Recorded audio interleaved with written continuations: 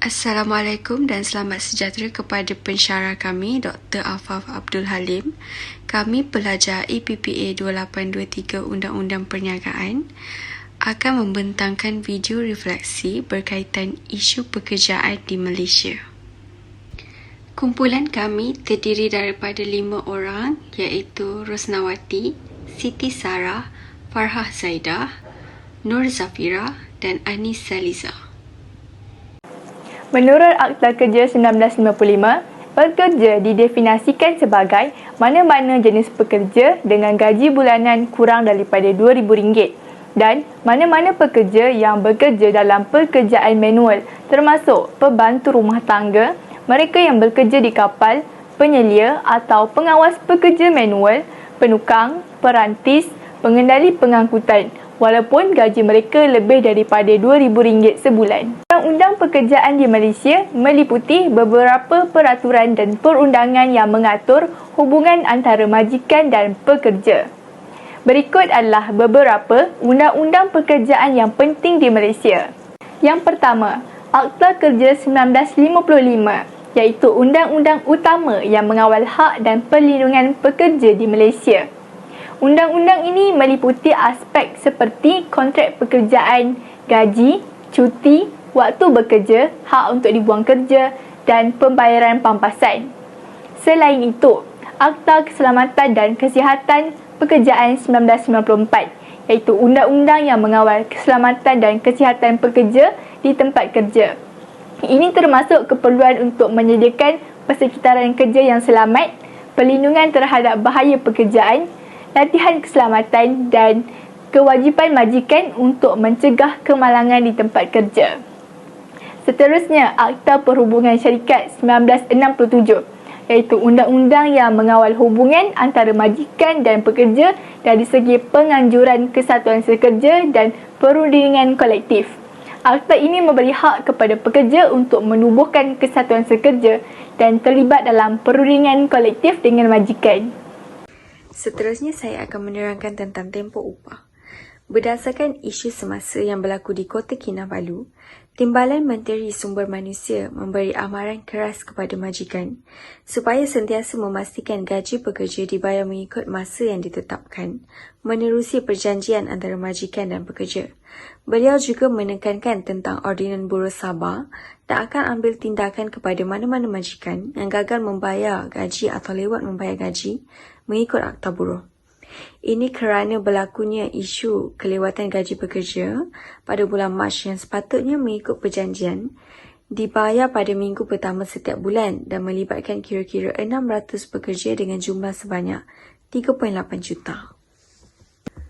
Oleh itu, majikan haruslah membayar gaji pekerja mengikut tempoh yang sepatutnya seperti yang dinyatakan dalam Akta Kerja 1955. Menurut Seksyen 2/1, tempoh upah ialah tempoh berkaitan dengan upah yang perlu dibayar kepada pekerja. Menurut Seksyen 18/1, kontrak perkhidmatan boleh menetapkan suatu tempoh upah yang tidak melebihi 1 bulan. Menurut Seksyen 18/2 Akta Kerja, jika tiada tempoh upah ditetapkan dalam kontrak perkhidmatan, maka tempoh upah bagi masa kontrak itu hendaklah dianggap sebagai 1 bulan, iaitu tidak lewat daripada hari ke-7 selepas hari terakhir bagi mana-mana tempoh upah. Seksyen 19. Penamatan kontrak. Keratan akhbar menunjukkan nasib seorang mekanik di Melaka berusia 36 tahun yang diberhentikan kerja tanpa alasan munasabah akhirnya mendapat pembelaan Mahkamah Buruh selepas majikannya diperintah membayar wang berjumlah RM23,493.26. Pengarah Jabatan Tenaga Kerja Melaka berkata, majikan mendakwa bekas pekerja itu diberhentikan kerja dengan alasan dia mempunyai masalah disiplin, namun gagal membuktikan kesalahan tersebut di Mahkamah Buruh. Kemudian, majikan itu didapati ingkar sebelum pihaknya hampir melelongkan bengkel di lokasi di daerah Melaka Tengah itu. Istilah penamatan dalam Undang-Undang Industri merujuk kepada penamatan hubungan pekerjaan. Memandangkan hubungan majikan dan pekerja adalah kontraktual, penamatan di sini merujuk kepada penamatan kontrak pekerjaan. Kontrak pekerjaan boleh ditamatkan oleh majikan apabila memecat pekerja atau oleh pekerja apabila pekerja meletakkan jawatan ataupun disebabkan berlakunya sesuatu keadaan seperti kematian. Bahagian 2 Akta Kerja memperuntukkan bila dan bagaimana kontrak pekerjaan tamat atau boleh ditamatkan. Menurut Seksyen 10(1), suatu kontrak perkhidmatan untuk suatu tempoh masa tertentu yang melebihi 1 bulan atau bagi pelaksanaan sesuatu kerja tertentu, di mana masa yang dikehendaki dengan munasabahnya bagi menyiapkan kerja itu melebihi atau boleh melebihi 1 bulan, hendaklah dibuat secara bertulis. Seksyen 10(2) pula mewajibkan dalam tiap-tiap kontrak perkhidmatan bertulis dimasukkan suatu fasal yang memperuntukkan tentang cara-cara bagaimana kontrak tersebut boleh ditamatkan oleh mana-mana pihak.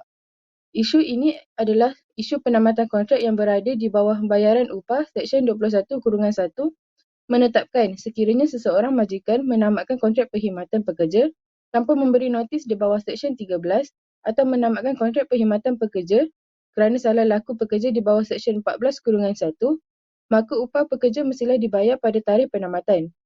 Seksyen 21(2) pula menetapkan sekiranya pekerja menamatkan kontrak tanpa memberi sebarang notis menurut Seksyen 13 atau apabila ia atau orang di bawah tanggungannya diancam serta-merta oleh bahaya secara kekerasan atau penyakit menurut Seksyen 14(3), maka upahnya mestilah dibayar tidak lewat daripada hari ketiga selepas tarikh penamatan. Menurut Seksyen 12 Akta Kerja, tempoh notis mestilah sama bagi kedua-dua majikan dan pekerja dan dinyatakan dalam syarat kontrak perkhidmatan secara bertulis.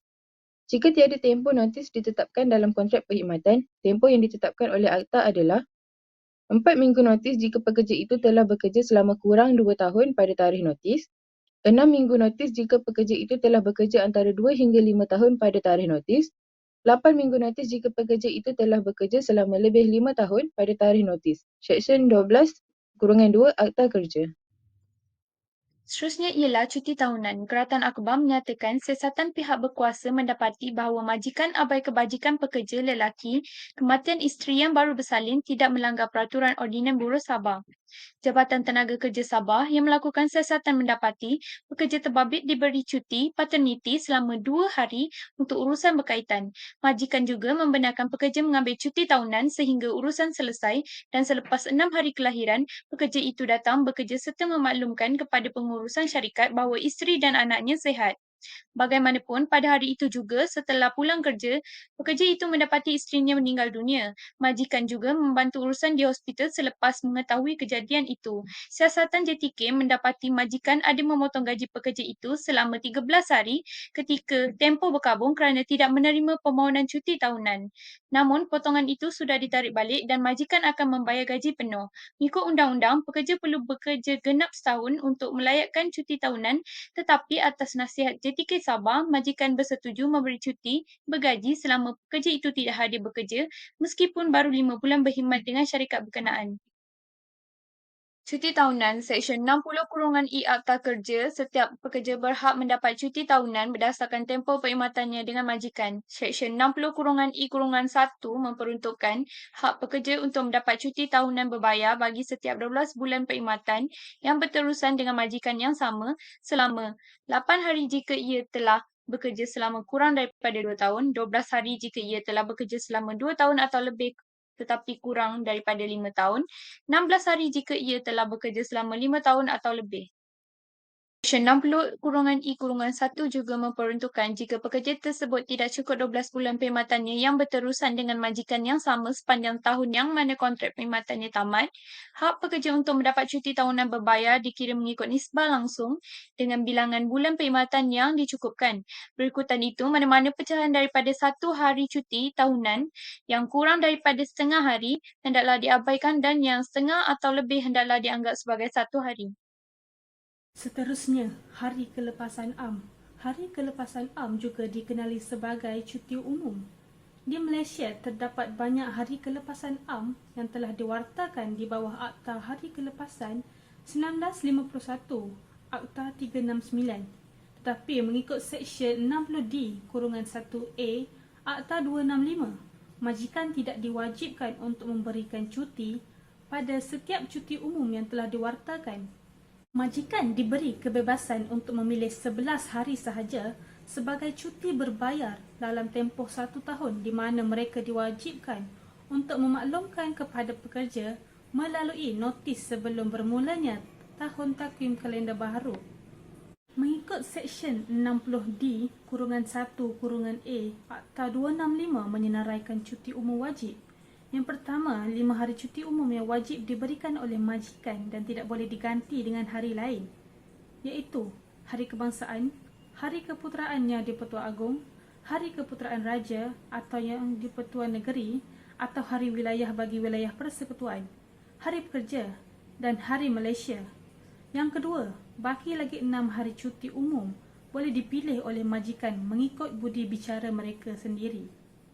Menurut Provisor Seksyen 60D-1-B Akta 265, jika hari cuti umum jatuh pada hari rehat atau apa-apa cuti umum selain 11 hari cuti umum yang dinyatakan sebentar tadi, maka hari kerja yang berikutnya hendaklah menjadi hari kelepasan am sebagai ganti.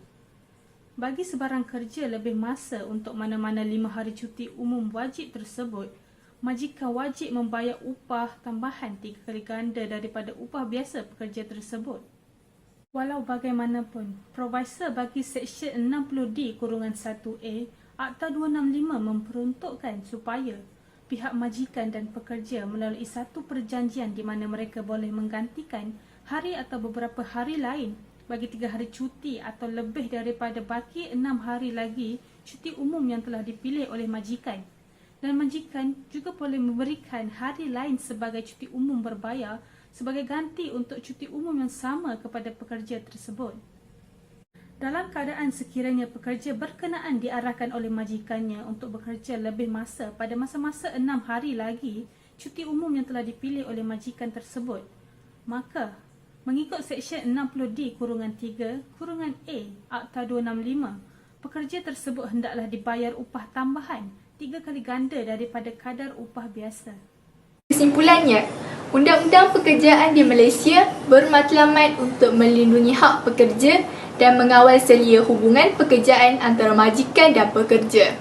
Akhir sekali, sebagai cadangan, pekerja mestilah meminta kepada majikan agar dia berikan kontrak bertulis, meneliti dan memahami kontrak yang bakal ditandatangani, mengetahui hak-hak yang ada pada seorang pekerja dan melaporkan aduan kepada Jabatan Tenaga Kerja sekiranya hak pekerja tidak dipenuhi oleh majikan. Sekian, terima kasih.